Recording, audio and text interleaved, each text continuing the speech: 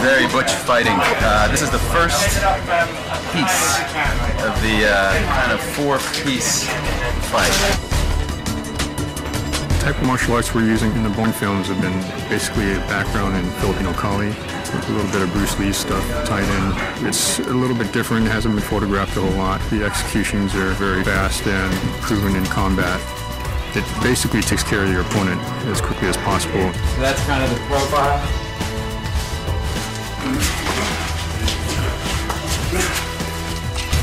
What I did was I met Joey and tried to bring him up to a certain level, to make him a formidable opponent for Jason Bourne.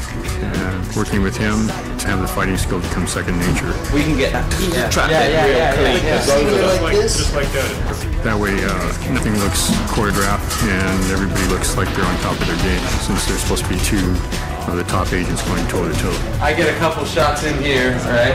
And then he just dropped, you know, it's like... With Jeff, I'm never going to learn how to really fight, and it's not about that. It's more for me like learning it like a dance.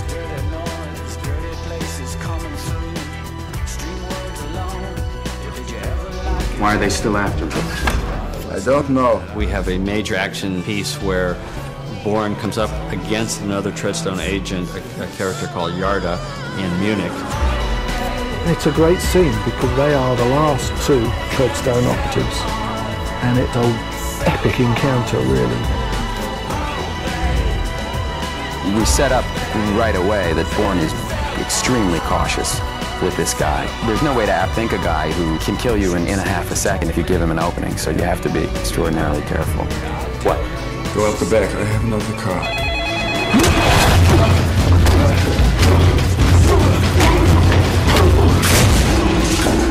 The fight in this one was choreographed by Jeff Imada, who was someone that I worked with for the last movie.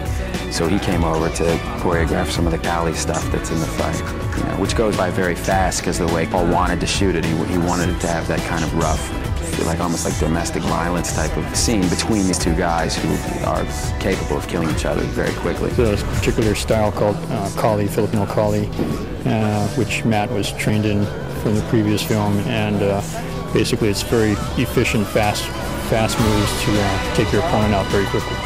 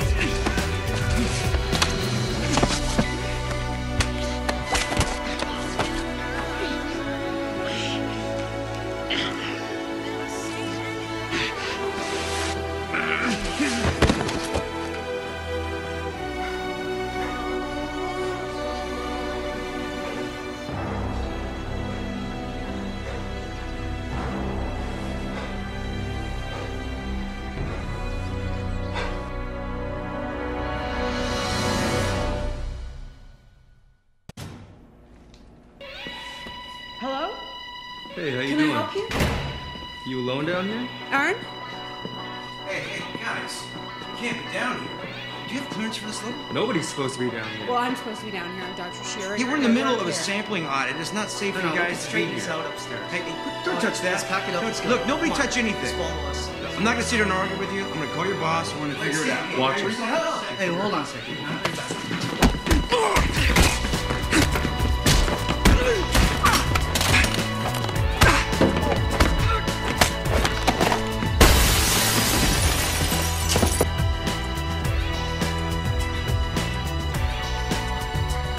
My role in the Bourne Conspiracy game was, I was called early on when they were first talking about doing the franchise, and they basically called because they, I guess, well, they said they liked what they saw on screen in the movies, and they wanted to be able to have that transition and have that depicted in the video game, and have it done as seamlessly as possible, and have that feel and that look of how Born would move and how he'd react to situations.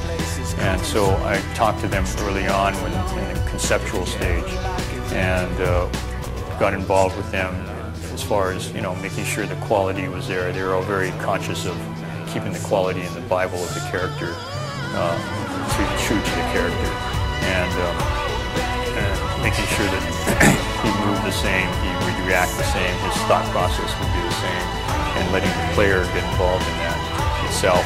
And the thing at the beginning was we talked about it, and they wanted to try and have, every time you played as a player, to have a different result, or try not to have the same technique done exactly the same way every time, which was a huge undertaking, and I think a big leap in the evolution of the gaming itself. But you know, the interesting part and the challenging part was to provide that knowledge of having a library of moves and having it all fit into the game. You know, because there's so many combinations of moves to provide every possibility for and in every possible combination of ways of doing stuff, to have that at the option of a few buttons on a game controller was pretty challenging in itself. So it was a way to, for myself, it was a way to finding a way to provide that as much choices as possible, but within a controlled grouping of techniques to be able to make it available to the player.